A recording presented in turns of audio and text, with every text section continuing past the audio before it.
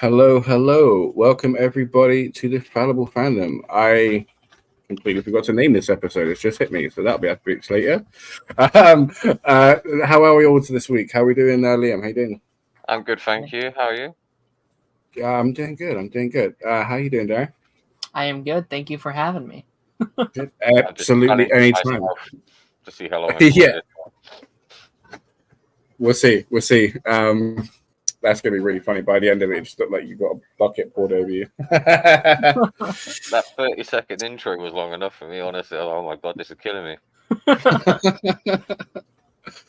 Okay, so today a lot of what we're going to be talking about is the Acolyte, but very importantly, a statement needs to be made, and that is that the Star Wars fans are being incredibly toxic at the moment, and not all of them, but as is with a lot of the times, it's not always the biggest group that is the loudest. It is sometimes just the most toxic or the most hateful.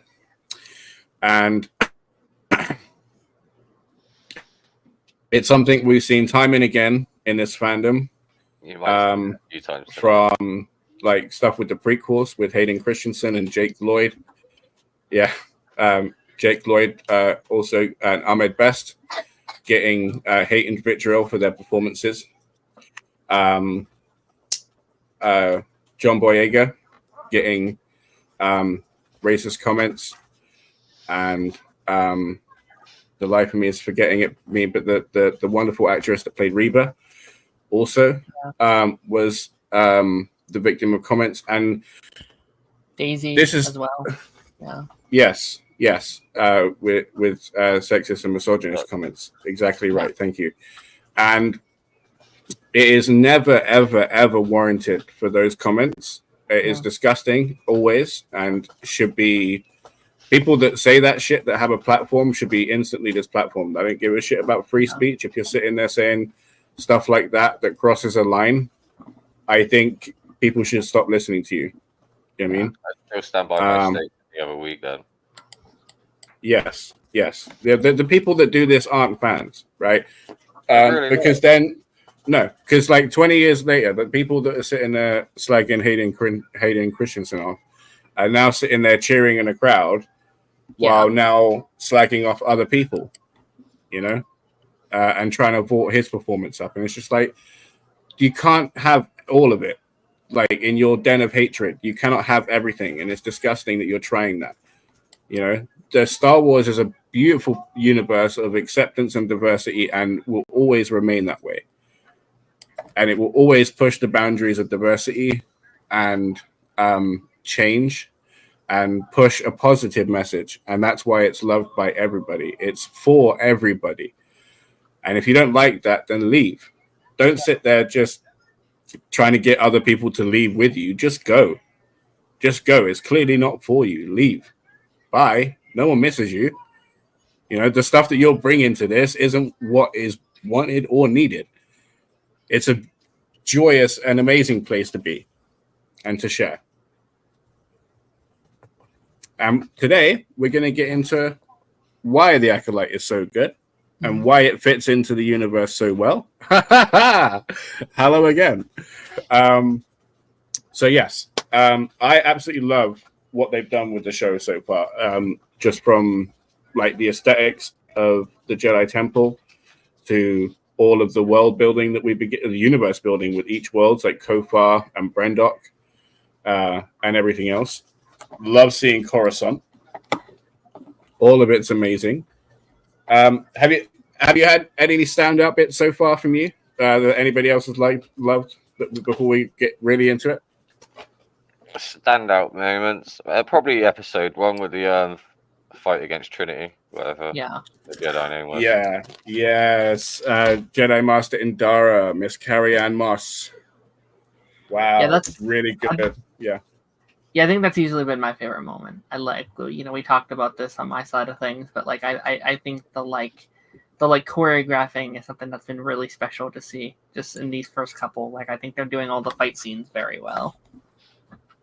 They really are. absolutely. I'm not gonna lie though, I did kind of shit on that fight scene a bit to start off with, and then rewatch it, and I'm like, yeah, that's amazing. Just getting fed up with all the force push and that, it's do something different. But then I watched it back and I'm like, yeah, I don't know why I was moaning about that. Yeah, because it totally makes sense. Because literally the force being an extension of you, it's crazy that we haven't even seen this before. You know, I don't know. We've seen it in kind of Ahsoka with Ezra. Mm-hmm. Yeah. You know, and you know the worst part about it, I lost my shit when he was doing that. You know, jumping about all over the place. You've seen me, dude. Mm-hmm. And then I know you're a big fan of Ezra. I've seen that already now. But then I was like, I shouldn't have been like that, and I Okay. So we can kind of get into like the stuff with Kiadi Mundi when we get into it. Because I just want to just talk about the show for a while without drama, because the show is amazing and I think it deserves to be spoke about in such a way. So I've taken copious amounts of notes for this show. Just FYI.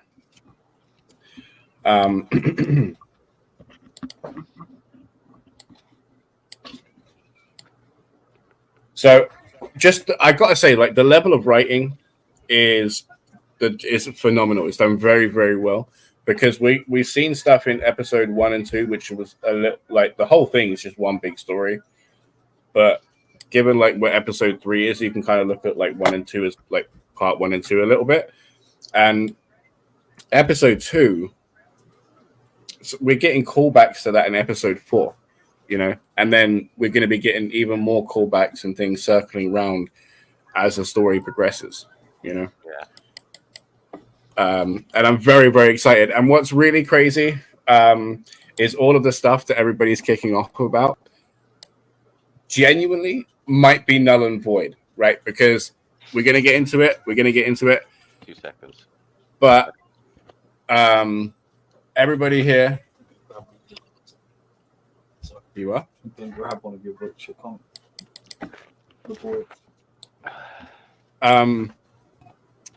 Like most people that I'm talking to genuinely agree and think that the Force user, the dark guy, may be a Sith, maybe trying to be a Sith, but isn't actually like a full Sith, and is a previous Jedi, a previous Force user, someone that's trained in the Jedi arts. And if it is who we think it is, though, they would have recognized him in the shop when they sent in Osha. Yes and no, right? Because there are thousands of Jedi, like thousands. Not every Jedi knows every Jedi. Yeah. So, you know, I mean, it'd be like going to school, you know, like when there was just 900 of you there, or 300 or whatever, how many there were. No way you're going to know everyone, you know? So if it was a case of him just shielding like Emperor Palpatine does, then absolutely could be him. We also get foreshadowing of that with May in episode 2, when May is fighting Jedi Master Sol, and he says, "You have misunderstood the Jedi arts." Yeah. And then in episode 4, you have Jedi Master Vanastra saying that I don't need a hologram to tell me that a Jedi trained this person. They said this from episode 2. They were telling us this. They were telling us that a Jedi has broken away and is now getting revenge on 4 Jedi. Why those 4 Jedi? God knows. God knows. There has to be another reason. Oh, yeah. Okay. Something else happened on that planet that night, didn't it? Right. Yeah. We're gonna get there, right? But this is it. This is like my thing. This is like what I'm thinking, right? So It isn't specifically about the 4 Jedi, right? In my head, the 4 Jedi are just a tool, and the amount of attempts that he's given, May, because the Dark Force user, right, in episode 1, when he sits there and said the Jedi live in a dream that they believe everybody else shares, right? Had to take it off. My cat disconnected me off of my bloody camera. So I was like, oh, where's the switch? So, like, his whole thing is killing the dream, right? So it's what May said in episode 4. He keeps saying, bless you, he keeps saying kill an unarmed opponent, kill an unarmed opponent. I kill an opponent unarmed, right? But what he's actually doing is sending an unarmed opponent into a battle hoping that they're going to die, because he's trying to shatter the dream and the illusion of the Jedi. Bless you. Right? So should I dye my hair ginger? So he's using May and picking those 4 Jedi, but his goal is for her to die unarmed so that he can use her as a martyr, and something to disillusion everybody against the Jedi. What do you think? Yeah. It's a good theory. Because okay, so like one of the things I was explaining, I'm not sure if I spoke about this on my stream yet, but definitely on Darren's, is that there's a lineage of Dark Force users, right? So you have Palpatine, his master was Darth Plagueis, whose master was Darth Tenebrous, whose master was somebody else and somebody else and somebody else. And that keeps going until you get to Darth Bane, right? The thing is, though, is that when Disney took over, there are legends and canon. And they are 2 very different things now. And who knows, right? Because not only did like some like potential planets maybe, but a whole bunch of storylines, plots, evil villains, and this change, but people's dates of birth changed as well, right? Which is how Ki-Adi-Mundi, his life was extended, and that's how he was in the Acolyte. It's like saying, oh, how has this happened after Crisis? Because of Crisis, right? Disney bought it, and canon changes are made. That's it. Who cares? Who cares? Who cares? Right? And we're gonna get into the whole Ki-Adi-Mundi situation, but we're gonna save that little gem, okay? Because that's a whole thing that I cannot wait to get into. But let's just like, I took so many notes that I'm literally gonna save them for the video that I'm making. We'll stick to episode 4, right? So there's already enough notes. So really, really, really nice to see Kel Naka using the robes at the start, right? Obviously he was wearing the proper robes in episode 3, only the outer robes in episode 4. It's really funny because in games where you can be a Wookiee, the Jedi stuff is unequipable because he's too big, right? Yeah. So it's nice to see a Wookiee with the right stuff on. So, did we notice the symbols in Kel Naka's ship, right? You had a whole bunch of stuff that looked like maze, but had like a Taoism, like yin-yang sign in there, but then other ones that was just full maze symbol. Can't say I did, though. My question is, why? Was he seeing it in visions in the Force? Is it why he chose to stay on Kofa? You know? And another thing, how the fact that Kamir said that the master likes to collect people, right? So it started hitting me. I was like, well, if what Kamira is saying is true, right, and bounty hunters don't dare tread in this forest, and he was the only one searching through it and everything else. How the hell did those bounty hunters find Kofar at the end of episode 2? Right? In my head, they have to have been sent by the master. Survive? Huh? Did they survive though? No. But like, my point is for them to even venture in, which apparently everybody's scared to do, they have to have been sent there by that master to sit scouting, because there's no way Kamir went and scouted that. That was definitely somebody he sent before him. So yeah. Really cool seeing the Padawans training on Coruscant with a little bit of that like Annie Obi flourish spin in there with like a little extra flourish. Really, really cool. Cannot wait to sit there practicing that one. Jackie is absolutely great. I love Jackie. Very, very cool. And it started making me wonder, at what point is a fondness to somebody an attachment? You know? Because Jackie is very, very fond of Osha. Yeah. And Soul is absolutely attached for many different reasons to Osha. Yeah. So already, like, their dogma and like their whole mantra of peace and serenity and no attachments is a constant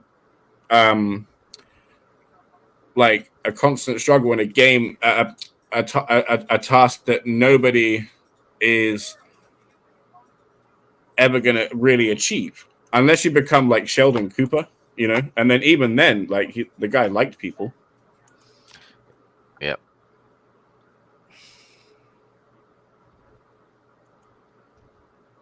See, that's what I was thinking. I think she likes her as well. Right? Yeah, that's what the actress was saying as this, like that's how she acted the scene, as if she had like a crush on her, which Oh, yeah. Oh, like. Yeah, like. Yeah. Oh. and you know, of course the Twitters were like, oh, they've gone woke. They've like we're having like anger. Dude, like, oh, do you know what's crazy? Like, I was literally talking to Tyler, and he was saying that he only like he prefers that stuff to be subtle. That stuff was so subtle, I missed it. Like, what? They did that very well. I genuinely just thought she was buddies, you know. Wow, good for Jackie. Good for Jackie. Go Jackie. Honestly, she's awesome. So this is so Kamir tells May about how dangerous Kofar is. And he says that he does what he does for May, not his master. How much do we believe that? Like, because do you okay. How many of us actually think that Kamir is the master? Let's get that out of the way. But I still think that's a red flag. A red herring? Oh, a red herring. Well, it's still a red flag, mate. Yeah. Either way, yeah. Yeah. And also, I think Osha's the Acolyte and not me. Yes, I do. Yeah. I do. Because, oh my God, we're going to get into it. Oh my God, yeah. But how great is this goddamn show? Like, do you know what I mean? It's so good. Like, I was waiting for this, and they have not disappointed. They genuinely haven't. And I'm glad they have like extra episodes, like the 8 to the 10, because when I saw that the bit in the trailer with the big force push, I was like, oh my God, please get that out of the way early so we have like a whole bunch of fights that we don't see, because they're just warming us up, everybody. They're just warming us up. That's the only thing we've been able to see so far. Yeah. Really. Episode two. Episode 2's fighting with May and Sol was really, really good as well, and choreographed very, very well. And they both did a very good job. Okay. Oh wow, we're getting to the Ki-Adi-Mundi stuff kind of early. Okay. So yeah, wait. So Kamir talks about his deal. Darren, where do you land on it? On what part? So the guy that's working with May, do you think he is her master or no? No. No. Interesting. No, I don't think so. Interesting. Okay, so why do you think he's helping her? Because he said it's not for the master, it's for you that I'm helping you. So do you think, why do you think he's helping her? I have no idea. Can I be honest? I may or may not have fallen asleep while watching the episode. And not because it's bad. I just, you know how I feel about Star Wars. I'll be honest. I was like,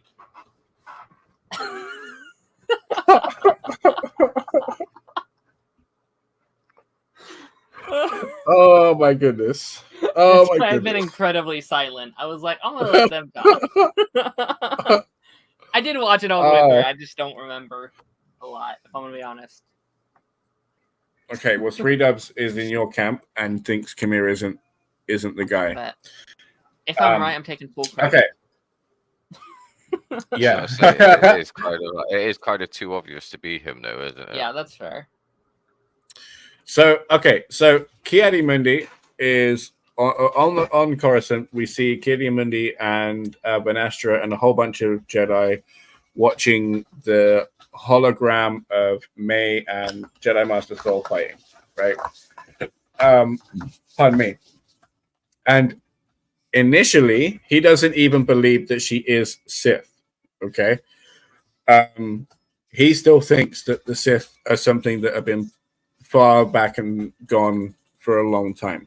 Technically, he's right. She's not a Sith. She's a sister, and they use the Force, but in a different way. Yeah, so she's technically Force sensitive already. So it doesn't make her a Sith. She's just been taught in a different way of using the Force. Mm-hmm. Yeah, yeah, and he's very right. Well, to be fair, she's the only one left, so wouldn't she be the mother? Well, yeah, she would be the mother now. Yeah. Yeah, so that's a really good point. So that's a fantastic point, dude. That's a really good point. So she isn't even wouldn't be Sith. She's dealing with a guy that might be, but is also, I'm thinking, a Jedi is generated because they took a sister away and just a family got destroyed in that moment. Yeah. Right.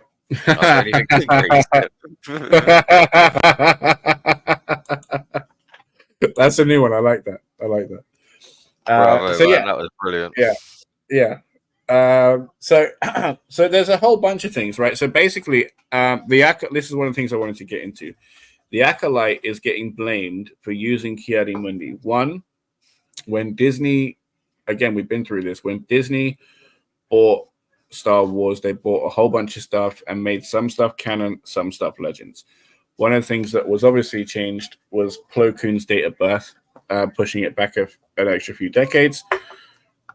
That's fine. Just makes him more involved and more a part of the scene. Okay. And when he sits there and talks about, when we get this bit, right? Where is it? My only conclusion can be that it was a Sith Lord. Impossible. The Sith have been extinct for a millennium. I do not believe the Sith could have returned without us knowing. Ah, hard to see the dark side is. There's no doubt the mysterious warrior was a Sith. Always two there are. No more, no less. A master and an apprentice. But which was destroyed? The master or the apprentice. Right. Now, we see there saying, Ki-Adi-Mundi saying that the Sith hasn't been seen for a millennia, and then not 100 years earlier having this issue, right? Now, there are many, like obviously, as we've just discussed, there are a bunch of reasons why this isn't may not be a Sith situation, right? Which is why that could also be true. Two. Given that though, they were still Sith then. The rule of two has always been in place, yeah. Since Darth Bane, isn't it? Yeah. He's the one that introduced it, yeah. So if the rule of two has always been in place since then, it's totally arrogant of them to have an army of Jedi and no Sith to be battling against. Where's the balance there? Yes. It's a total abuse of the balance and the true nature of things. No balance there at all whatsoever. That's very true. But the thing is, so when he says no Sith have been seen for a millennia, right? There are certain ways that you can interpret that. One, right? He could mean like a Sith Lord in the sense that has like an armada or a certain amount of force, right? That is a threat to the galaxy. Two, because like that shouldn't have been written. Okay, that was bad writing on George Lucas's behalf. Okay, now I love George Lucas. Don't get that twisted. Okay, I'm not sitting here like a Disney shill or anything. I love George Lucas and I love his Star Wars. That's why I'm here, right? But that was bad writing. Okay, because was it bad writing though? Because the Sith technically used to be a species of people. Yes. Yeah. That was like. Could he have been referring to the actual species of Sith rather than the followers? I'm not sure because the ones like they just were around like for a long time. So maybe, right? That's another generous interpretation, right?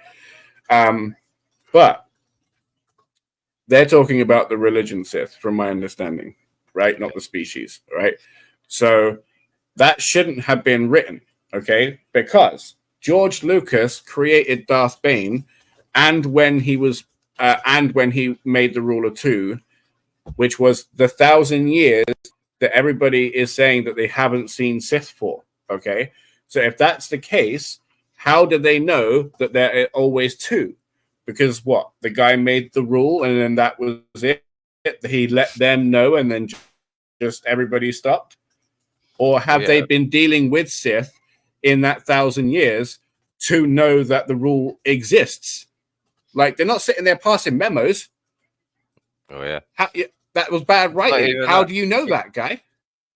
If you had the ability to use the Force and you were like a little bugger and you like the dark side of it, yeah, would you then allow another dark side user to like, no, you can't do that. We have a rule of two around here.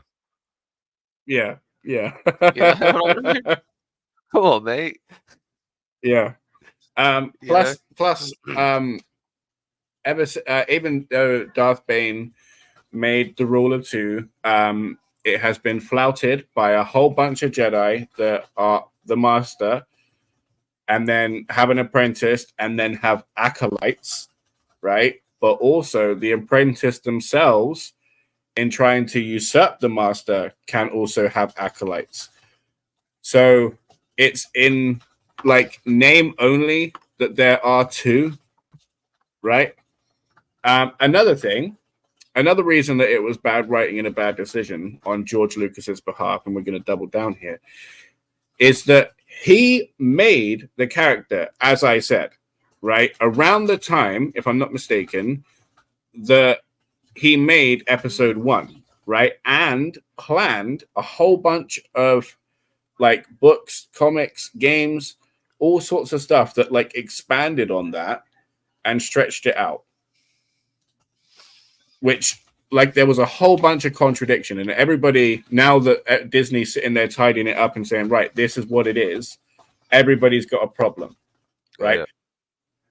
Nobody could make heads or tail. Right? Okay, Rogue One exists because they had to retcon how the Death Star plans got to Princess Leia in the first place. Why? Because it was a whole convoluted mess that included Kyle Katarn and some games that were played on the Xbox beforehand, right? Like that's what it was before. But instead, they made Rogue One and right. This is how the Death Star plans got to her. It wasn't this, right? And in my head, that's one of the reasons for this show. Is that it explains the Immaculate Conception.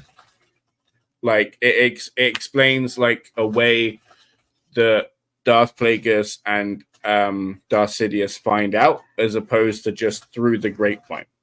You know, like it sets a precedent in the world for a force manipulated birth. You know. Well, it's not like it's the first time it had been done either, though. No.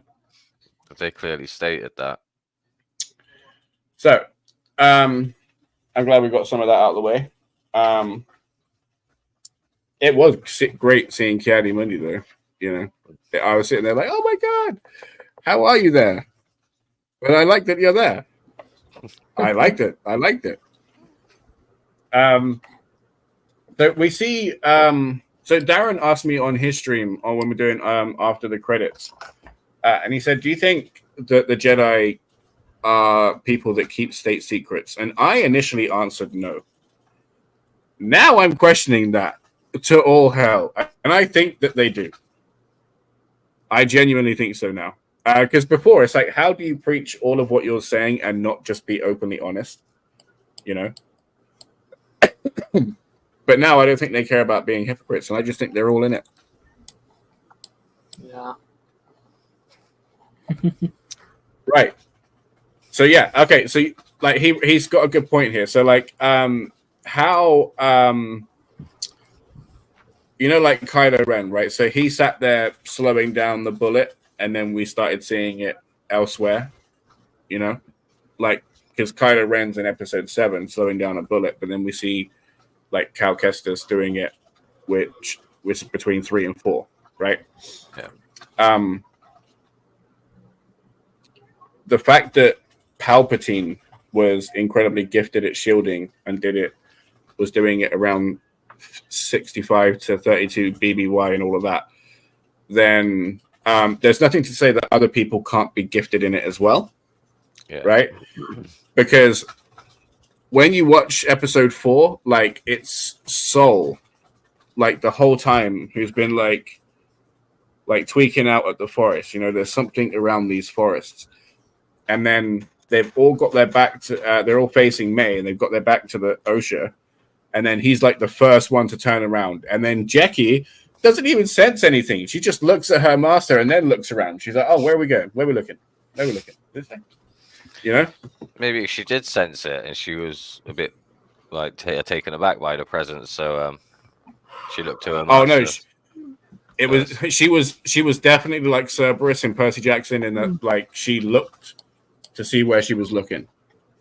Like, she definitely had no clue. Like, none of them did. It was crazy. Stoll is like infinitely more powerful, I think, than the other. Well, more aware. In my head, like, there's a thing on Twitter called Soul Patrol that I am absolutely loving, by the way. Soul Patrol forever. So in my head, he's like a cross between Qui-Gon Jinn and Yoda.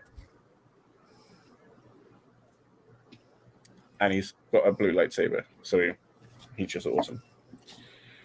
So amongst the discussion, we see Venestra talking to Sol, and the others, saying that she believes that a Jedi trained May,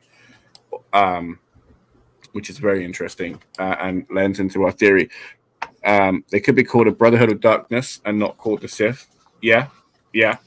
But then again, if there's people running around with red sabers, you'd be questioning if they're Sith. I know.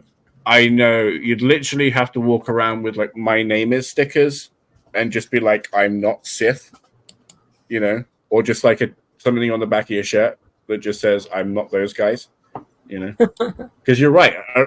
Like a red lightsaber just screams, "I'm a Sith," doesn't it? You know. Yeah. Okay. So this is another thing about like the Jedi being hypocrites and shit, right? And why I think the villain is an interesting one is because he's trying to shatter the illusion and try to prove that they're hypocrites. And another thing that kind of proves that they are, right, is Sol, when he's talking to Venestra, right? He says, if May resists, right, arrest, and Holden neutralizes her, then her master will be lost forever, right? Now, what the hell is he saying if he's not saying kill her? Right?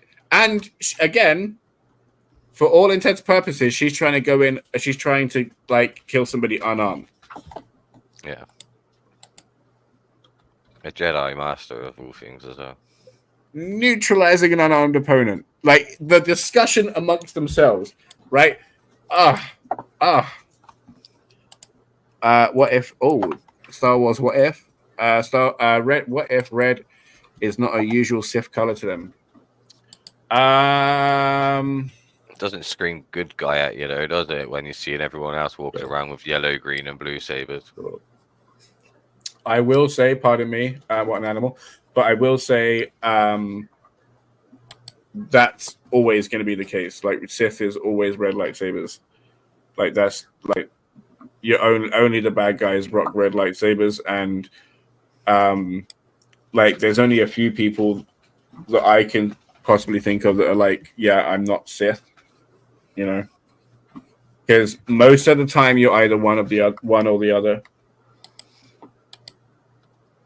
It's crazy though, just to think just because you tend to use the dark side of the Force, your class as a Sith, even though you could go your whole life without ever harming anybody or anything, just using the dark side of the Force for your own benefit or whatever, and never hurt a single person, you'd be classed as a Sith, even if you use Orange ability to save millions of people. Stupid. Yeah, and orange was predominantly used by good guys. It was red and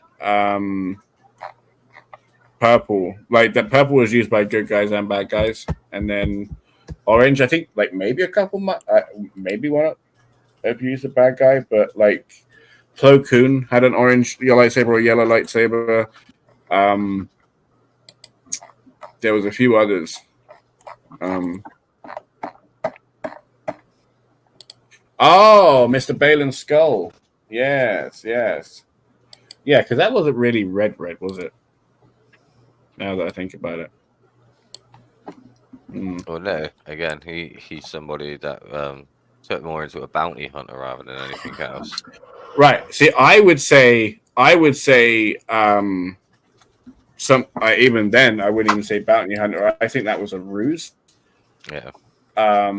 Like that guy has plans, and it involves the core of the Force, like the core of either side. You know, I still think there's Jedi in that guy, so I don't know where he stands. So orange is kind of a I wonder good choice. if he was trying to get to the world between worlds. Yeah, but what would he do there? Stop Order 66? Can you imagine that? Yeah. It'd be nuts, isn't it? So Kamir is very, very bad at lying. Very bad at lying. Like something's obviously up with the guy, but what is it? Is it his motivations? Like why he's helping May? Is it he's the bad guy? I'm not sure. So something that has to be noted as well with how good this show is the musical score, right? Because Star Wars is always known for its music, and this is no different. The score that hit when Osha said the words, you want me to rejoin the Jedi? You know, and then just like that whole swelling, you know, and then just know, just like, oh, you're just using me to find my sisters. You can feel it. Didn't she leave the Jedi though, or was she kicked out? You know what I mean? Well, somebody that gets fired will always say they quit. So I don't know. Yeah. I don't know. I really don't know. I do hope they gets answered, but because she'd have been like 18 at the time, whatever. It might have been a case of where they were getting exasperated, and she was like, "Well, you know what? I'll just quit then," in anger, and then just left. Maybe. I don't see how a Sith would use a yellow saber, but Free dubs. Purple, pink, and yellow have been used by Sith too. Okay, that's gonna be like very, very rare examples. Like it's like purple as well. Very rare examples. Yellow more so. Are and you pink, really very outlandish? But Like you can't be a Sith until you bleed your kyber crystal, though. Right. So what I was gonna say as well is that is gonna be legends. Okay, that's What? legend stuff. Purple, pink, and yellow. Yeah, you have to double check on what's canon anymore, because I don't even know. Well, pink maybe because of Cal Kestis in the Jedi game, but from my understanding, pink isn't even a canon color at the moment. So absolutely brutal. They 90% won't let Ahsoka join the Jedi, in my opinion. Just because of how old she is and like the way that she would have left before. I don't think that's going to happen. Obviously, Sol doesn't want to use Osha, but doesn't want May to get hurt, and he could see how much May's willing to come to the good side. And then you dick. I liked it though. I liked your video. I was like 2 seconds away from just deleting it. I was like, no, wait, that's censorship. So you son of a bitch.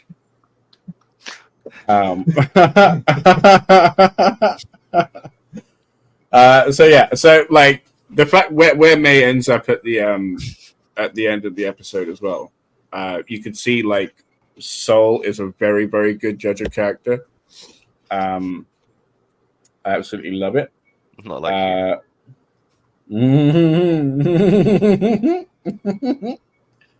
Sol, after years of teaching Osha to give up attachment and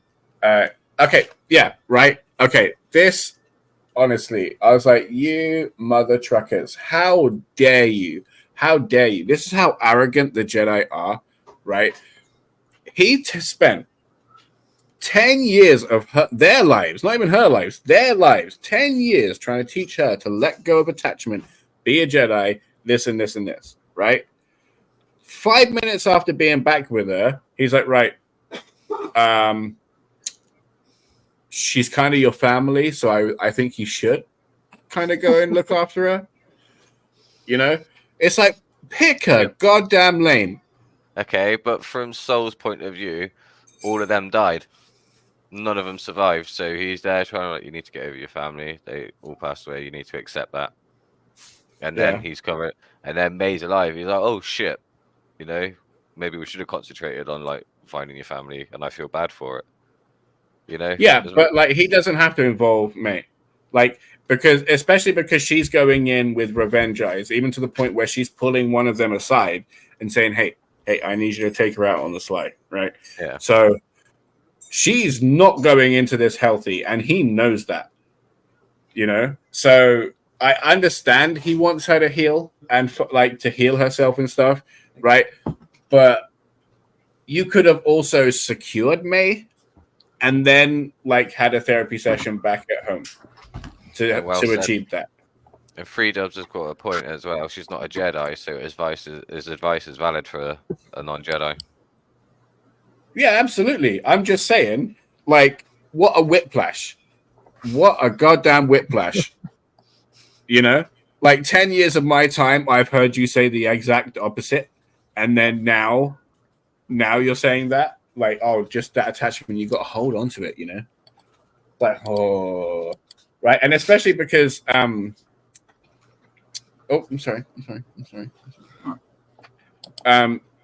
Because she ends up still feeling the force. You know, he knows she's a strong force user, and she ends up feeling the force again anyway. So then, in encouraging that attachment is only going to push her towards the dark side, which is what nobody wants. Why is it going to push it to the dark side? You are a penis. It's a real religion. Huh? I replied to them. Sorry, what did you say, Liam? I can't remember now. He'll be flying out that window if he carries on, won't it? Yeah, I'm gonna get him. So I love the civilian robe, absolutely hilarious. Really cool briefing with the red shirts, right? Because there's a whole bunch of them there. I was like, oh my god, this is amazing. Do you know how I know we're gonna get a good fight? Because there's a whole bunch of quote unquote red shirts that have turned up that we have no idea who they are and we don't care. They are just there to die next week. When that fight kicks off, those guys are gone. Soul's gonna get maybe knocked out. I swear to God, Soul better Honestly, not die. Darren, it was hilarious. As soon as he seen him, he was like, "Oh, red shirts, they're dying." That's them. I was like, "Yep." Lovely meeting Basil. I have to say, the pronoun conversation wasn't out of place. It was appropriate for the conversation that was happening, and people just need to get over themselves. Honestly, at this point, it wasn't like everybody just went right, freeze frame, and then somebody turned and looked to the camera, and then just started having a whole PSA about pronouns. Do you know what I mean? It was an alien rat shrew-like thing, right? Which she just assumed the gender and then went, well, because they might be female. I don't know. So she was like, well, I don't know. So I'm going to say they. Welcome. And then it was just a thing. And then OSHA was corrected. And then that was it. Basil was just he from that point. So the fact that people are like, oh, man, you're pushing an agenda. It's no, it was logical. It was logical to what was happening. Yeah, that's like Ivy Flying says. Tyler says pronouns are so subtle. Honestly, surprised people even notice. Yeah. And he's somebody that would jump all over that, like just to prove me wrong. So Robert, you're oh my gosh, when did you get here? You're sounding pretty woke right now, Robert. Yeah, cool. He is woke. It's a pain in the ass to have a conversation with this man sometimes. So argumentative. It's unreal. Yeah. Okay, so so we got to the point like we got a cool translator with Jackie. If Kel Naka came to the forest and never came out, how are the bounty hunters there? Definitely, I think pawns of the master. A little bit as he expresses concern over her safety. But very, very badly. Like, in the same way that Khmer is a bad liar, Yord is terrible at expressing any concern or emotion. But I guess that's exactly what happens when you join a cult or / religion that drums it out of you and teaches you not to have those feelings in any extreme. So OSHA asks Yord to kill May because she can't, because she still feels connected, I think. Which, again, like Jedi just killing people is not the Jedi way. That's not what they do. So, and she knows that. Apparently it is.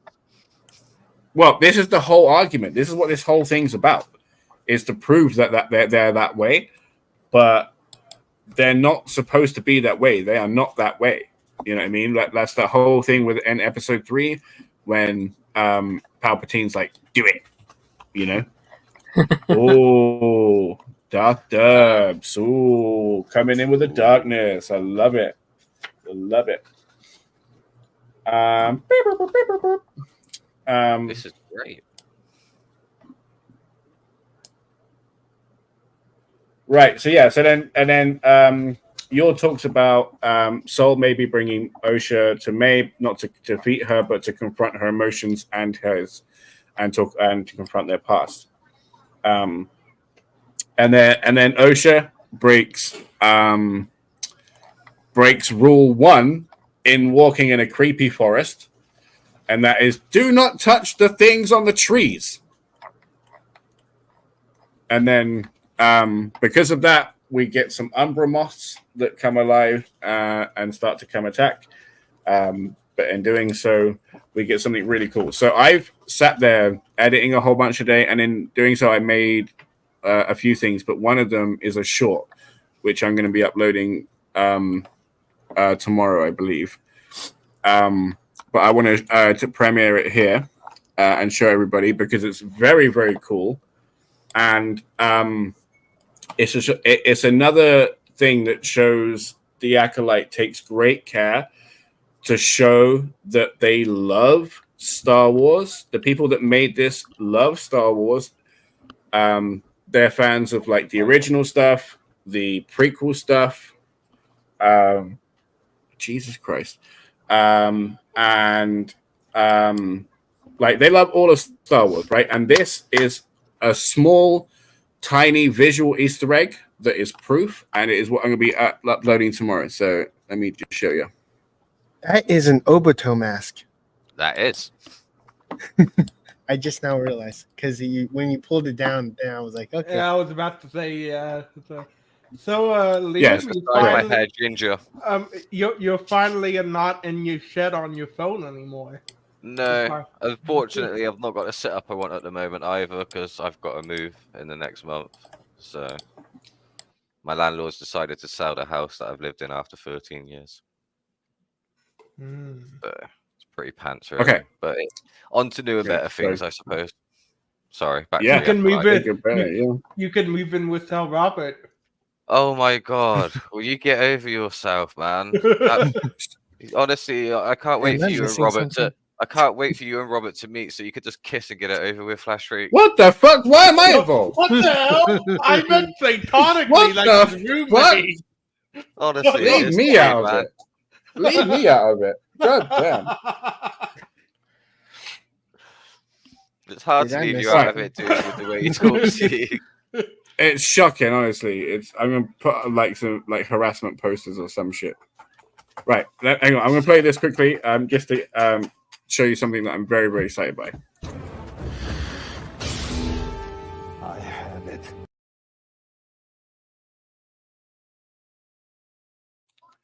So as you can see here, right, as it goes, I mean, it comes slower, right? But Jedi Master Sol draws his lightsaber using the Force, right? Which is exactly like and pays homage to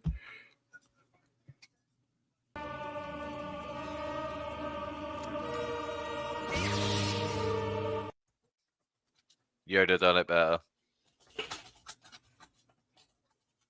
How sick is that? Even just the tiniest things, they're just like, boom, we know what we love in this series, and we're going to be giving you the stuff that we love in this series, but in different ways. Sick! I fucking love it. That is a cool shot, though. I wouldn't have noticed that if you hadn't have like slowed it down. But like I said, I didn't like the fact that the robe obscured most of it. That is a bummer. So sick. Yeah. He was just like, this is what you're getting over here. You see it? Bam. So Sol killing the Umbra Moth, even in defense, has Osha disillusioned and sad. And she said that I can never accept death like a true Jedi should. At which Hey, point, Chuck Darren, I'm keeps outnumbered questioning here, mate. I'm gonna need your help. What's that? We've got 3 Siths in the stream and only 1 Master at the moment.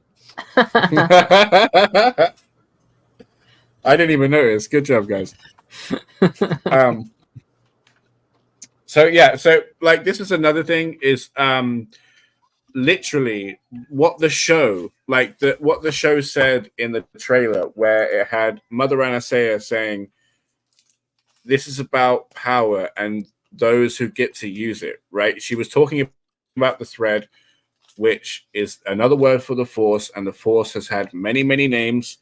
I mean, not every person in like calls it the Force. There are like 60 to 70 odd languages in Star Wars universe. Considering there's 3 trillion people on Coruscant alone, the fact that there's only 70 languages is insane. Is the Force like the Schwartz, yeah? Very similar. Very similar, yeah. Yeah. But yeah, so like May wants to be a Jedi. Osha wants to be a Jedi. Always has been. That changed somewhat, right? And then she wants to be a Jedi again. But like all of the stuff that's going to be happening with May, the fact that she keeps getting rejected, and then the fact that I'm like 90% sure, even if she like was like, oh, I want to be a Jedi again, or applied, they would definitely say no. So yeah, this is why like I'm with Liam and think that she is the Acolyte. I think by the end of it, she is going to either ascend like her sister did, or be a Dark Force user. Got to be one of them, innit? Yeah. I'm dying to know who trained this guy, you know, and if he even has a Dark Master, or if he was a Jedi. Also, so everybody is talking about Plo Koon, Ki-Adi-Mundi, and the fact that he shouldn't be there. There was a Keldorian that for a split second I was wondering if that was Plo Koon. And then I saw like he was in the crowd with the yellow, green, blue lightsabers, and I was like, oh my god, has he got a yellow one? Because that could definitely make it him. That could definitely make it a possibility. Canon wise, they haven't disclosed his age. So exactly as well, right? That's the other point. Yeah. So when he had a green lightsaber on the end, I was like, yeah, no, it might not be him. That's sad. That's sad. It's like it's like you like half of the actor.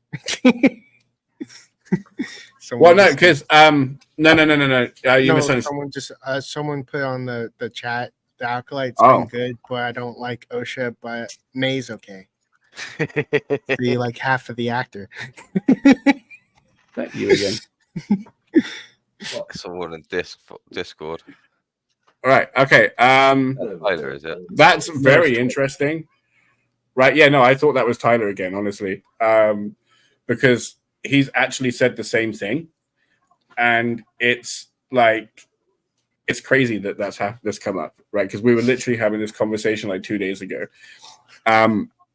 He said it's because of the way that the lines are delivered, and he thinks that when they're Osha and when they're May, obviously they have to be 2 separate people, even though they're identical twins. Like he thinks it's the delivery. Yeah. Interesting that you're going that way. I think he went the other way. Which one did you not like? Oh no, he's on the same page. He's on the same page. He sounded too. Oh. Yep, he's on the same page. Yeah. I like them both, honestly. I think they're great. That's interesting. But the actress got 2 chances and she landed one of them with you, so that's good. Who's to say that May is actually Osha and Osha is actually May? Yeah. Dude, I had that. Yeah.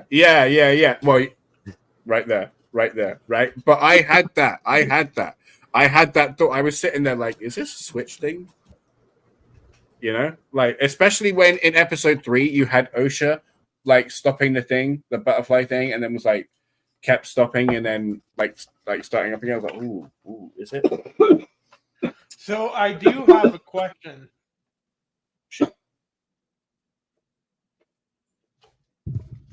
What's your question? We're on our edge of our seats right now. Wait, I know, right? hold on. Could you guys hear me just then?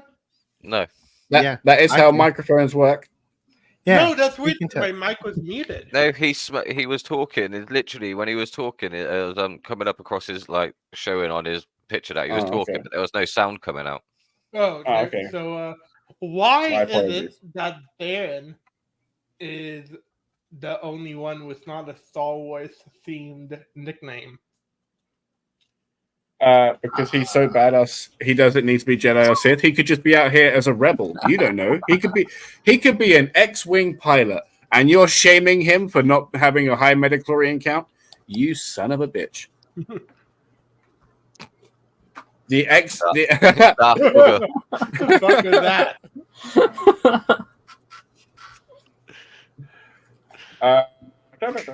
So yes, like Osha has been holding on to all of the bad feelings that the Jedi say lead to the dark side, like all of them.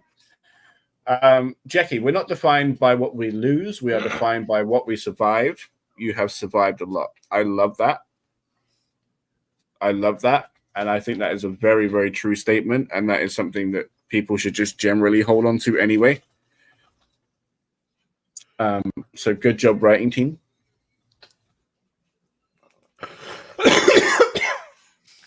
We see May playing Khmer. We see May sees the daunting challenge ahead of her and makes a great point, and that is to kill without a weapon is to prove the hypocrisy of the Jedi. Okay, so this is another question I had, right? Is May defenseless if she has magic/force powers? Like, No, is a force user unarmed? Well, yes. Are they there? Being able to use the Yes, 'cause, force is an ability in itself, yeah. But if you've got the ability to walk up to somebody and put your hand up and say, I would say that if you Ruh, kill ruh, the ruh. person using the force, well, okay, I wouldn't say that because she did. I would say that. Okay, here's a good one. If I suppose doesn't I see use what the you're force saying. to choke the life out of someone, it's not a weapon. The force But is if an he uses extension of objects to yourself. Basically, just like Okay. if you were going to punch somebody to death or punch somebody, yeah, then that's you using yourself, and if you're just using the force to push somebody down or whatever, and it's technically you just using an extension of yourself, so it's not a weapon. No, I was thinking about when she killed the master, the Jedi master, who with her own weapon. Yeah. No, with her With little her dagger. dagger. Yeah, So well, she basically misguided her, threw it didn't at she? her. Threw it at the bartender to take her get her distracted, and then threw it at her. Yeah. Okay, I see what you're saying. So if say for example, if I, not that I'm going to, but if I leapt across the table and just started pummeling on Tyler, right, then I'm still unaliving him, but using my hands as weapons, but I'm still unarmed. Yeah. You're not Right, using a so- Jedi saber. So and if- I think the rule for the Jedi saber is if she disarms the Jedi, then she can use it. Yeah. Okay, so like that is a trip though, because like with Emperor Palpatine, that guy was unarmed, but he was not harmless. The amount of lightning surging off that guy was disgusting. You know? So the fact that she has to kill a Jedi unarmed isn't so much of a task as being made out, because if she gets angry enough, and like you said, force chokes, force lightning, you know, there are a whole bunch of force weather. There's like a whole bunch of offensive force powers that can do harm. And supposedly there's also force things that can bring people back to life too. Yeah, force heal. Yeah. True that. Enjoy going to a galaxy far, far away. Hell Don't even yeah! get me started with the Welcome, Force heal. welcome. Anakin realizing he could have just used the Force heal to begin with would have saved the whole of Star Wars, or the Skywalker saga, anyway. Kind of, but like it's that thing, isn't it? You know, like when you try What's to avoid everybody's name, something, you Well, only on for a your second, word. yeah. Yeah. But like the path you take to avoid something is the thing that leads you to what you're trying to avoid. You know. Exactly. Welcome. It's good to see everybody here supporting the Acolyte, because the Acolyte's amazing. We all love it here. Nothing but good things to say about it, and the writing team are tremendous. I just thought of this because Rey can use the Force healing because she. What if it's because she is the daughter of Palpatine, or in the bloodline of Palpatine? So Palpatine is a Sith, and the only way for that power to exist is if you're a Sith. But Rey is not a Sith, but she has the bloodline of a Sith. Yes. So she can use the power. Well, yeah. So now Yeah, the Jedi yeah. have the power of life, like a Sith does. Yeah. I mean, I would argue that, like, not that I'm saying you're wrong. I think there would be a proficiency that might be more natural to some people in a lineage, but I think any Force a user can use, like, unless there's like ones that they naturally have. I think anyone can learn anything, you know. Oh dear. Who is that? Well, Is that you again? That's not me, but I think I know who that is. Thank you very much. So anyway, This person's going to start a beef in the comment section with Tay, aren't they? Right? Yeah. So anyway,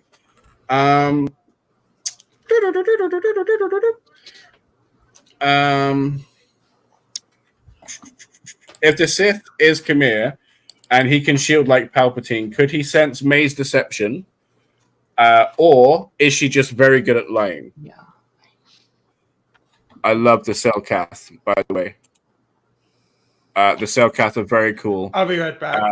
And there's a whole bunch of alien species that I'm hoping that they bring in. Dude, like, this is what I'm saying. And what's her name? Leslie Headland, I think her name is, something like that. Headland. Has shown express in wanting to do a Knights of the Old Republic project. And then everybody here knows how, like, just full and rich that era is. And just the amount of Jedi that we see strolling around in the Jedi Temple, that's the amount of Sith that we would be seeing before the Rule of Two kicked in, before Darth Bane had this ingenious idea. Leslie Headland, thank you. Yes, thank you very much. Gotta say, the show creator and writer, I think she may have had other people helping her write. I know Dave Filoni was a great mentor to her. Just has smashed it so far. Absolutely smashed it. I was so excited for this, and I was absolutely right. So yeah, do you think it's shielding, or do you think that she's a good liar? What do you think? Because let me shielding. Right. So let me retake this poll now that everybody's here. Right. How many of us think that Khmer, May's friend, is the Sith guy? I said yes, but I still think it's a red herring. A red herring. Okay. What about or a red you flag, three dubs? whichever way you want to call it. I basically said this that it's too obvious to be him. Too obvious to be him. Flash Freak, Yes. have you watched it? I've watched what? Half of it. I haven't watched any of the Acolyte, no. Oh my goodness. I don't know why I asked. Sweet Jeebus. Okay. So this is another question I had. Is it unusual to send so many Jedi on one mission? Like, don't they usually work in pairs? Well, they had yeah. I numbers mean, back like then, it's for me, it feels like it's a Okay. 100% success. If like 20 Jedi go, 100% success if a bunch of Jedi go, but if it's 50-50, they could die.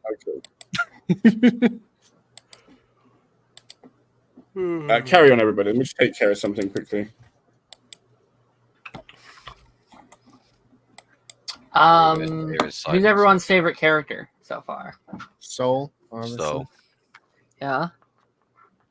the I fact like that the Well, actor Jackie, I like Jackie. learned English just for this role. You know. Yeah. That amazes Yeah, that's me. really cool. It's hard to do. It's Oh yeah, English it's isn't big- an easy language to actually learn. Yeah, because he said he did it in like a month, which is insane.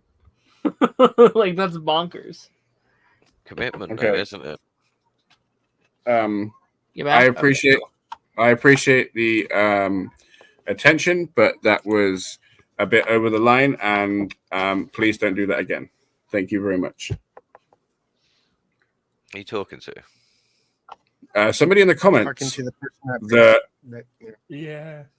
that said something inappropriate, and I do didn't not want to do see it. that again. I didn't even see it. Damn it. Too busy Yeah. chatting away.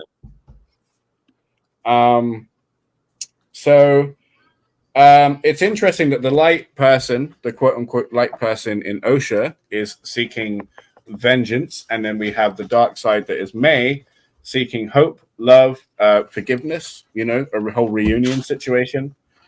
So I'm wondering, is episode 5 where they're going to be crossing each other, or maybe 6? Like, how fast is that downfall going to be for OSHA if it does come? You know. I think we're going to see more of the backstory of what happened that night, if I'm honest with you, before we get to all of that. Mm-hmm. Yeah, we do need to get back there. We do very much need to get back to there, and I cannot wait. There's always 2. I'm very doubtful of that, as we talked about before. There's obviously acolytes and other stuff like that, but thank you for clarifying there, Dubs. That was great. Because Good he job. wanted to know. So Good job. So yeah, okay. Can I be honest, right? And I don't want this to jinx anything, but I am very, very worried about Soul surviving. I think he's going to kick the bucket soon. He's I going to don't be the think so. Sith Lord behind the whole thing. I think May is actually going to defend him. Ooh, I would love that. Because she sat, like, as the situation stands, you have her inside, right? Another thing, I don't even have this written down right now, but how the hell did Kalnaka get got, right? Because May left Khmer literally hanging upside down, ran ahead of him, so he would have had to literally, if it is him, he would have had to go upside down, like Mary Poppins up the trees, Naruto run across ahead of May, got to the crash ship, have a quick bout with Kalnaka, singe the fur, Naruto run back off, and then Mary Poppins down. Right? It's like a whole thing, which could have happened, but also, given how stealthy that this person is, I would say person, because we don't know, right? Whole voice changes and everything. But the thing you got to remember, though, Basil stopped May from going there first. You know, we're doing all of that screaming, so there was a major distraction going on. Right. So, do you think he was stopping? Like, do you think he actually knew, or was just doing his job? Oh, he knew because they were shouting, and obviously when they were screaming, yeah, it was but like, he's found May. No. He's found a Jedi or whatever. So yeah, no. What I'm saying is, do you think he knew about what was inside the ship, or do you think he was just doing his job? He's a Padawan. He's like, or a Jedi or some sort, isn't No, he? he's not. No, just a traitor. Yeah, Tracker. just a tracker thing. Yeah. Well, yeah, obviously, Yeah, obviously he knew he was like the scent they gave him was the Wookiees, yeah. And obviously, when he seen May, he knew like obviously that May was a threat because obviously OSHA's with them. So, when you saw the scene where May and that guy was talking, and he basically said that your sister is very fond of Soul. Her facial expression changed. She went basically what Soul said, that her eyes shifted, like her eyes got lighter. yeah. That physically shown happen. Yeah. You could see, and with him, like you said, with May, when she said OSHA being alive changes everything, you know. If that makes sense. Yeah. Mm-hmm. So she's like, right, I'll go hand myself into the Jedi and tell him what's what, you know. Yeah. And then, dude, yeah, I am absolutely expecting. Let me get this right, just in case. Like, I need to put this as a short. I'm predicting this. I am terrified that Soul is going to die in episode 5 before he gets a chance to tell OSHA what happened. Right? Because he sat there, right? Because everybody, like we've been saying, like that night, there's no way that small fire created in that stone base spread that fast and then also killed those witches, right? And like something else got them, right? It wasn't just smoke inhalation that got them, because they wouldn't have died the way they did. They were all like in a group together. Like if it was smoke inhalation getting them, they would have spread out and like gasping for air and all sorts of stuff. Do you know what I mean? Human combustion. Huh? I was like, human combustion. Well, they weren't very charged, so they didn't just spontaneously combust either, right? Also, there wasn't lightsaber scorching, right? Which we've seen on Kel Nuka, right? So, like, if the Jedi did get them, it was like a battle of force powers kind of thing, maybe. I don't know. I genuinely don't know. And we also, so far, don't know how Jedi Master, bless you, Torbin got that whole eye situation, right? So maybe that happened in there. We don't know, right? But basically, Soul said, we're going to confront what happened that night. We're going to get May safe, and then I'm going to tell you everything. What is everything when she thought she was the one that had to tell him everything? From her perspective, he just turned up out of nowhere and saved her life, right? But now after 16 years, so after 10 years of being together and then 6 years after, he's now saying, right, well, by the way, you don't actually kind of know everything that happened, and then we got some stuff to talk about. I'd be like, excuse me? Excuse me? So they must have done something horrific there, especially for that the second Jedi Master that got killed. What's his name? Or that killed him. Torbin, yeah. The one, like, you know, the fact that he quite willingly just drank that poison because of what he'd done. And he said, if you want to, because they thought they were doing the right thing. Yeah, you know, you should face me if you want to, like, you know. And then he's like, yeah, I'll just kill myself. Makes me think, did the Jedi start the fire? Maybe this is the thing, right? Are the Jedi the evil ones, and the Sith are the heroes? Or I'm so confused. No. That's not what they're going for. That's not what they're going for. Like, but the thing is, though, it's like Anakin as well, right? He kept doing the wrong thing, but his intention, what he kept setting off and starting to do, was the right thing, right? He always wanted to do the right thing, but then, like, just some shit just kept happening, right? And it might be the same case with these Jedi. They went off there, had a mission, they were going with the right intentions, but then something happened, right? That's kind of the vibe that Torbin and Soul are giving. Indara, just absolute waspy, buttoned up, nothing's getting through this veil, you know. So I don't know if she would have been telling anything to anybody. That would have been also what they've said with the bugs. I genuinely agree with that. There should have been more bugs in that scene. Yeah. 7 out of 10 for episode 4. A couple of websites would be 8 out of 10 if Kelnaka hadn't been taken down on screen. That was sad. I was hoping for some Wookiee badassness. Really was, honestly. They didn't have the rights for him. Yeah. Also, the thing is, though, is like this has opened up a door, right? Because there are other Wookiees, and it's even more around this time, and like Old Republic or whatever. Plo Koon, who we discussed earlier, his Jedi Master, probably in canon still, in Legend, is a Wookiee Jedi as well. Yeah. So it's really interesting. Just a second, I do gotta hop out here really quickly. Sorry I couldn't contribute much. I didn't. Oh no! Hey, it was great having you here. Love it. I just wanted to like show my support and show up, and hopefully thank you very much. Cool. In soon time. All right, see you guys. Peace out there. Have a good one. Bye. Be safe. Look after yourself. I love that guy. I'm almost done with writing season 1. He is the goodest of boys. What blog site are you using?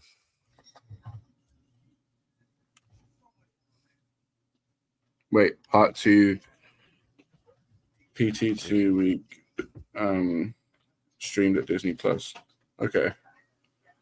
So is Acolyte still airing, or is it over now? No, it's still airing. Oh. You would know if you watched it.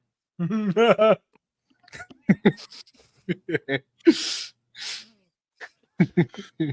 even get me started. Don't get me started. In my defense, I don't have Disney Plus.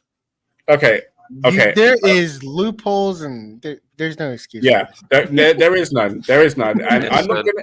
I can help you out there. But... Yeah, right. And I'm not getting started because when I do it, it sounds like bullying. When I do it, it sounds funny though. Yeah. It's funny when it's not you. Ouch. Ouch. Ouch. Cutting a guy. God damn. Okay. Okay. So yeah, great music, and then Soul is a badass. And then the foreshadowing that we see with him saying about you have misunderstood the Jedi arts to May in. Oh no! Who plays the back? What the fuck is this person doing? Is this B Diddy? Oh. Fuck knows. You like that, Daddy? No. Cut it out. No. Cut it. So he says you've misunderstood the Jedi arts to me. Okay, stop it.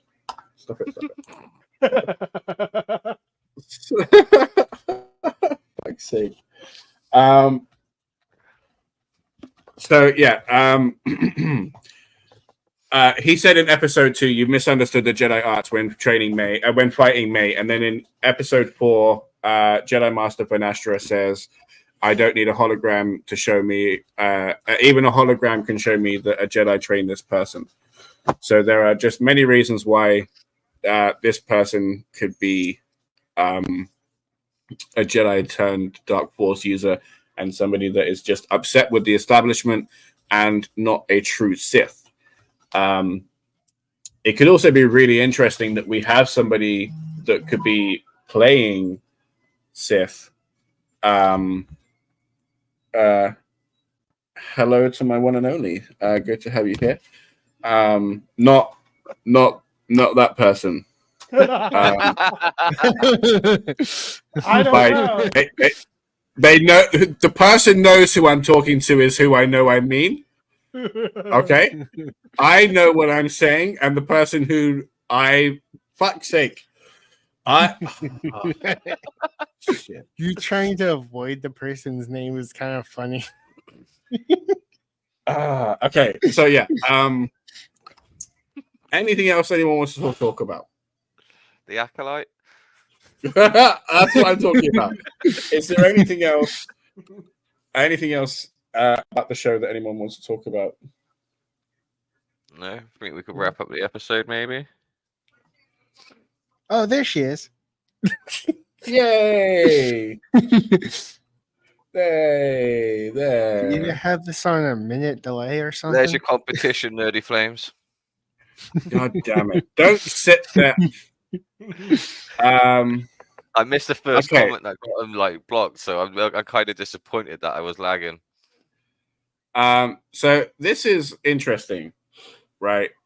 I love Jar Jar Binks. Darth Jar Jar is great.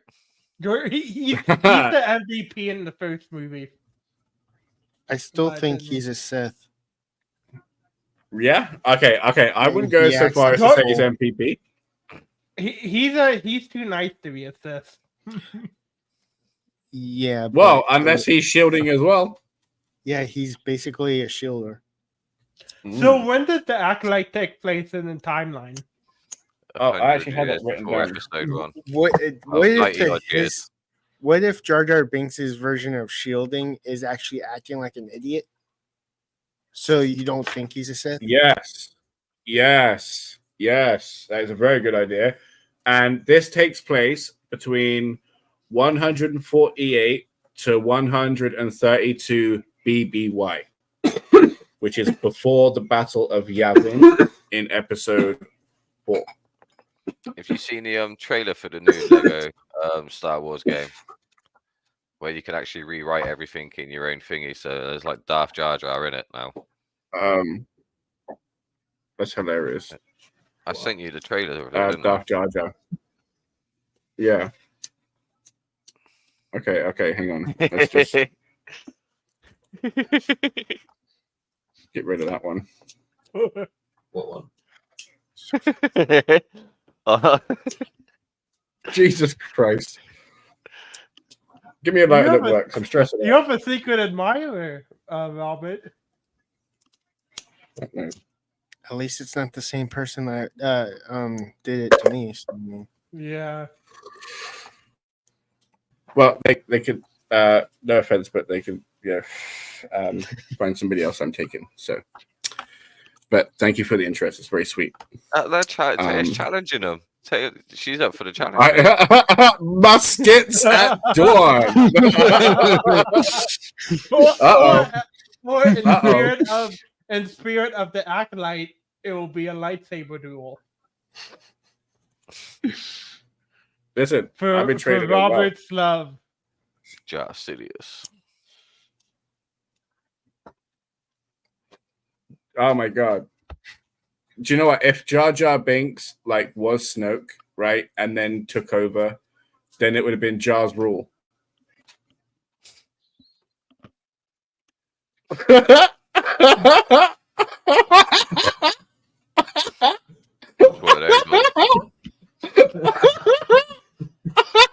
What?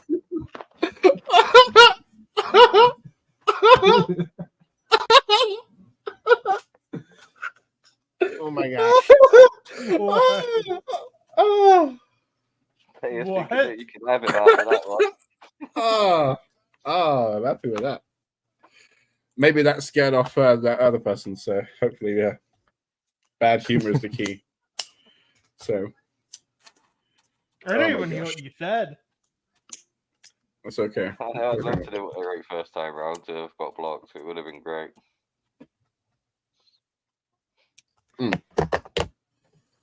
Has anybody seen? So, has anybody got any predictions for next week?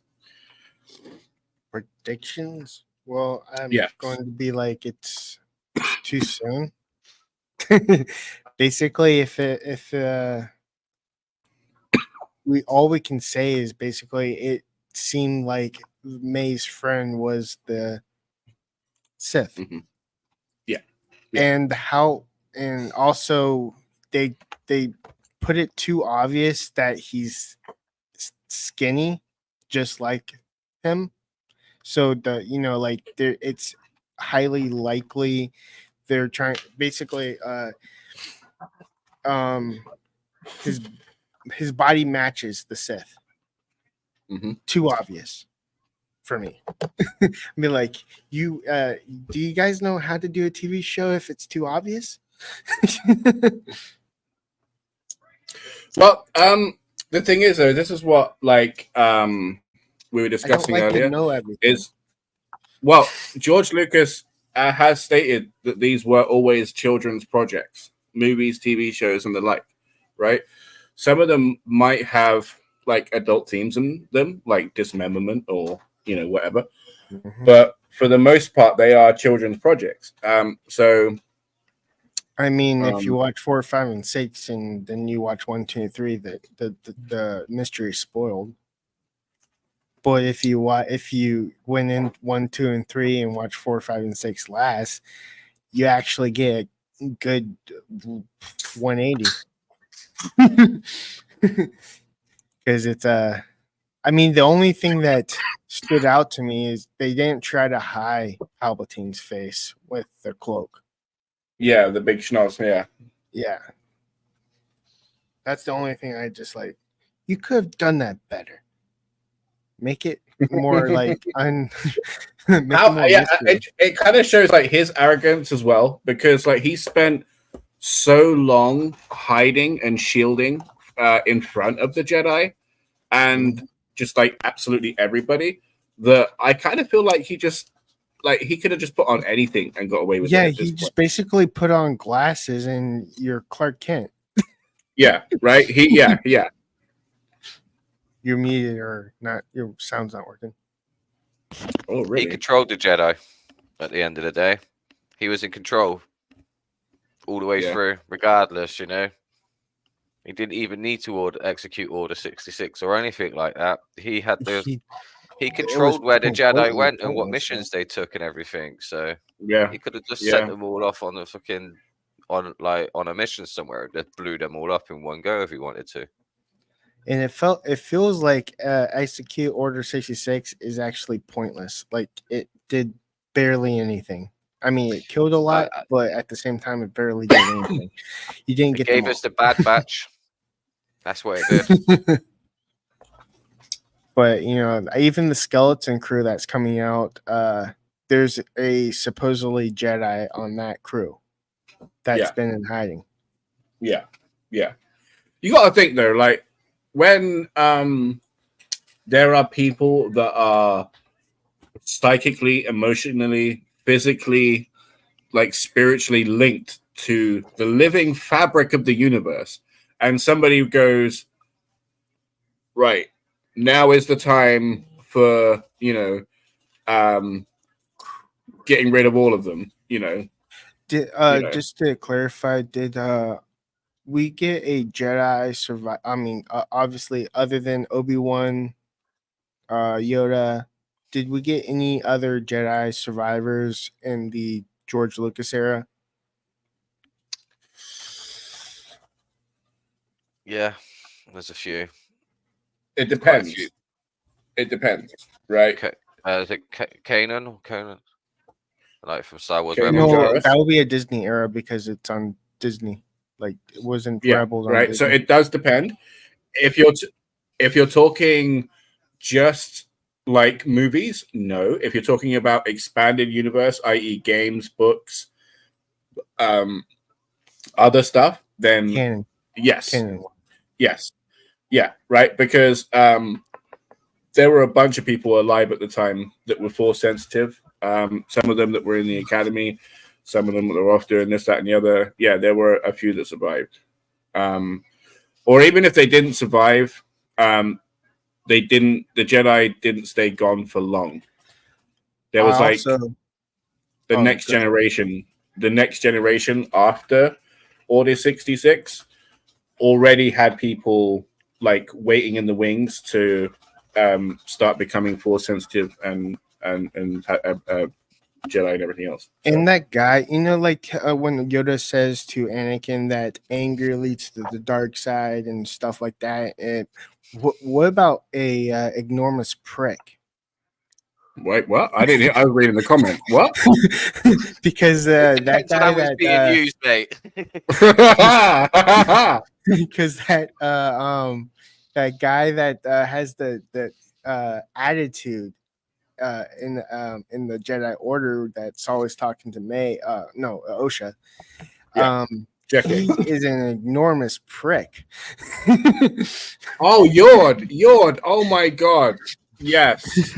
Yes. I am not a fan of Yord. I think he might be a Sith. Honestly, no. Like that's hilarious, but like what I would say more is that he is a symptom of what the Jedi are. The sheer arrogance that they have, that they belong in all parts of the universe and they are right all of the time. Like that's why he's always walking around with his nipples pointed at everybody.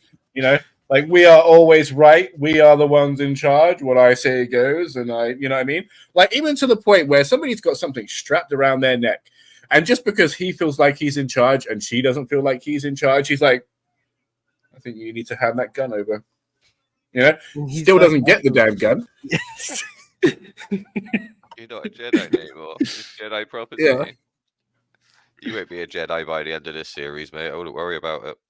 What if he's actually the Sith? No, I can't. Nah, he got blown away, so that can't be right. He's yeah, no. Honestly, like he's like one step away from being a red shirt. I guarantee you. Right? Red lights. The thing is, though, it's like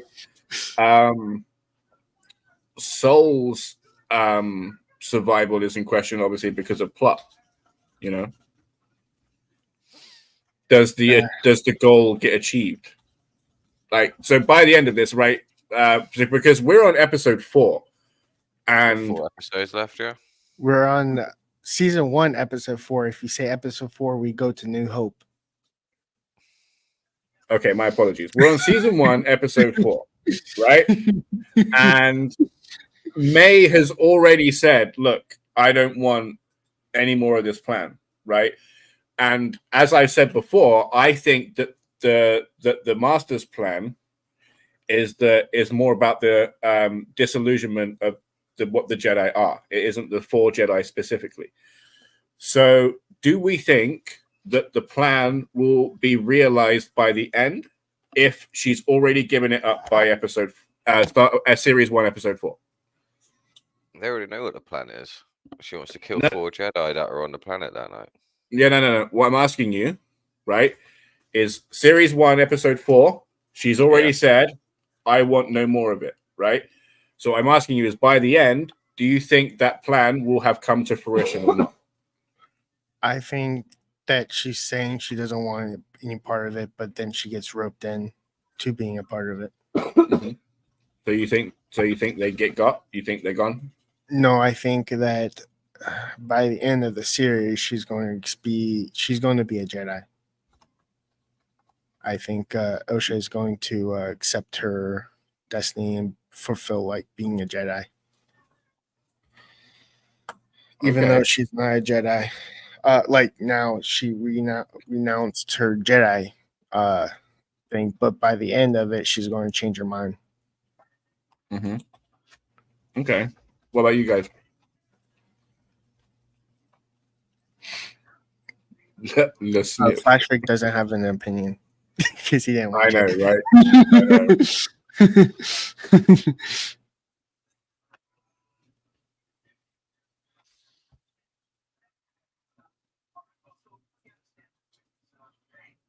I also find it like very, very I guess I get the, you want to move the story along, but those Jedi that died in the Order 66 and Yoda survived, who has the knowledge and stuff to survive, but when what's his name that that's age is different, we found out that he's from this era, so he has like, as far as we know, 100 years of experience. Mm-hmm. He shouldn't have died within 7 seconds. Just saying.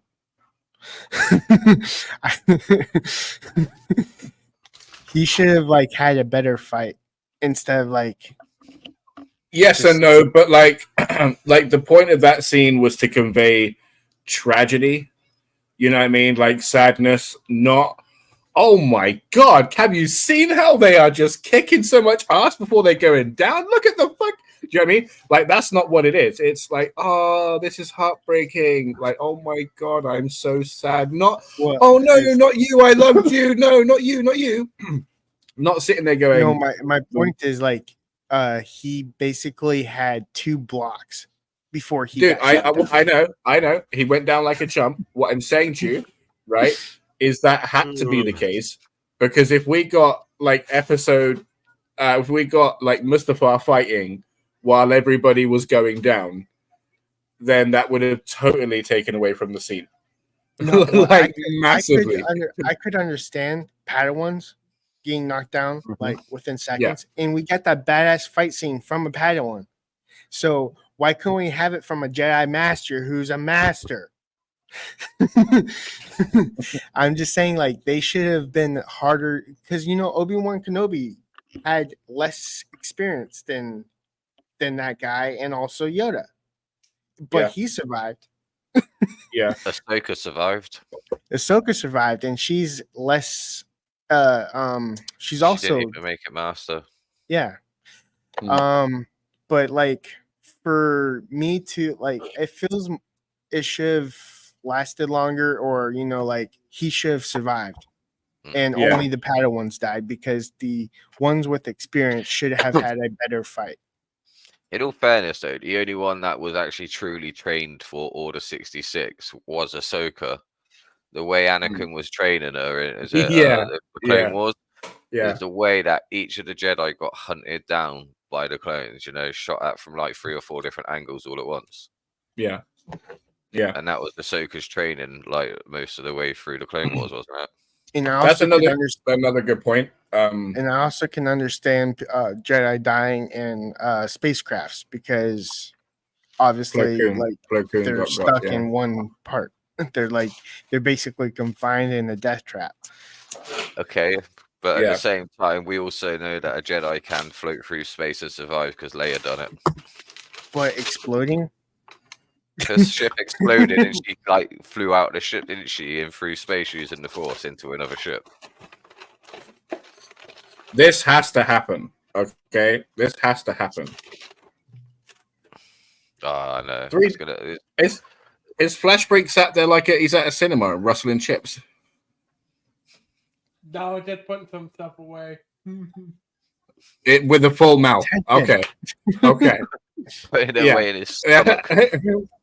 Yeah. I'm just putting some stuff away. Okay. All right. Don't leave that one. So this is a point that I brought up before. Because 3Dubs raises a good point, right? As well as Liam's Anakin point.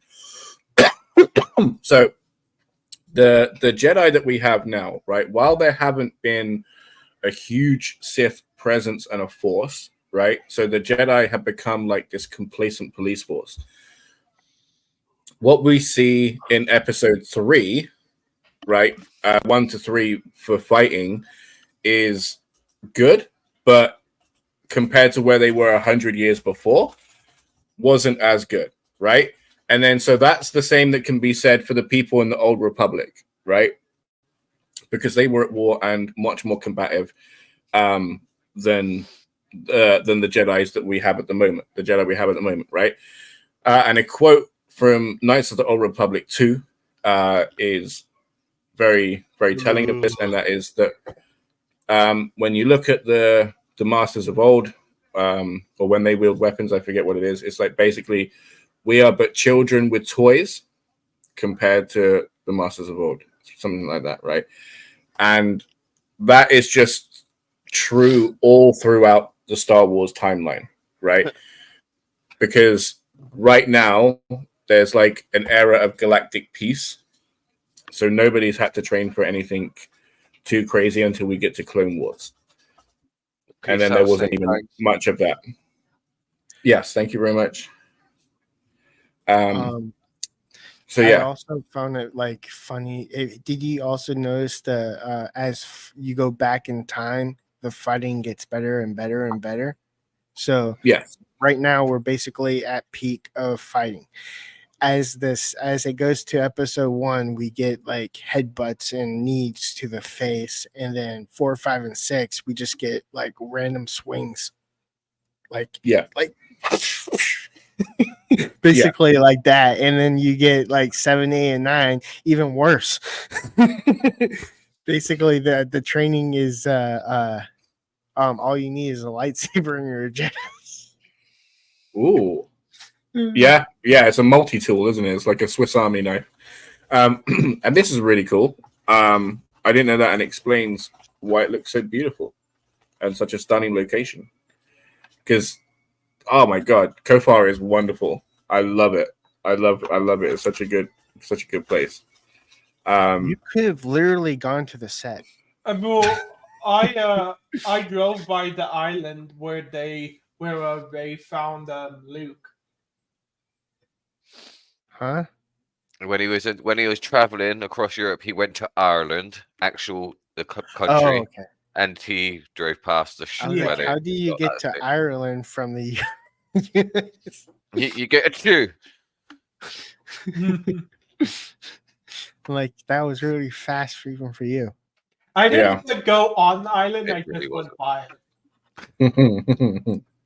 You Okay, followed so her to great. next week, I think we're going to be getting the turn, right? So, like we got 4 episodes left, right? So I do believe so, yes. next episode, episode 5, I believe we're gonna have a whole bunch of confrontation and revelations, right? Shitload of fighting because there's a whole bunch of people to get got and some red shirts to get. But there's going to be some revelations from Soul. We're going to have some May and Ocean moments, which are going to lead to maybe some what DJ Eric was asking for in episode 3, and that's some current timeline mixed with some flashbacks of context of what happened and why it's different from episode 3.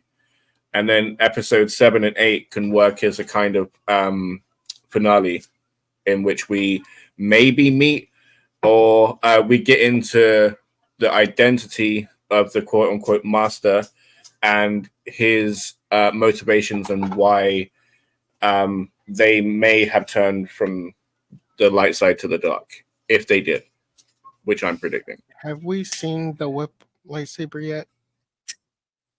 No. Oh my god. I forgot that's gotta come. Oh my god, dude. Oh my god. Okay, I'm expecting that episode 7 and 8. Like, I'm expecting like a big fight 7 and 8. 5 and 6 is gonna be like big fight and character development time in my head. Purple lightsaber whip. I cannot goddamn wait. Oh my god, I forgot. Oh, You're welcome. Yeah, dude. Thanks. Oh my god. So, anything else before we wrap up? No. No. Everybody happy? I really enjoyed the stream this week. Yeah, it's been a lot of fun. Nice to come Sorry, back. I was a little bit late. That's all good. That's okay. I was eating food. I appreciate you watching everything as well, Flash Freak. It means a lot, you know, that you put a lot of effort into viewing. Well, I didn't know we were discussing Acolyte. So what else is there to discuss at the moment, dude? A bunch, but why would I not be discussing the Acolyte? It's the first thing I'd be talking about. All right, how about this? I will watch Acolyte for next stream. I believe that. I'm going to see it. Okay. You can literally watch half of the Acolyte now. Yeah, thank you, Tyler, for stopping by. Thank you, Snake Thongs. I thought they said Snake Fangs, but Snake Thongs. That's hilarious. Thank you, Darren. Thank you to the person that was here that made some interesting comments. Did you remember? And there is not all of them, and there is a snake Fangs. All right, there are two. Okay, snake thongs So and snake fangs. this is from the Superman movie that's coming out, and I am looking Ooh. forward to a train scene. Yes. This has yes. never been done Oh, yeah. before. No, it's always planes, isn't it? Well, for me, it has. If I'm doing Smallville, but from this angle, it has never been done before.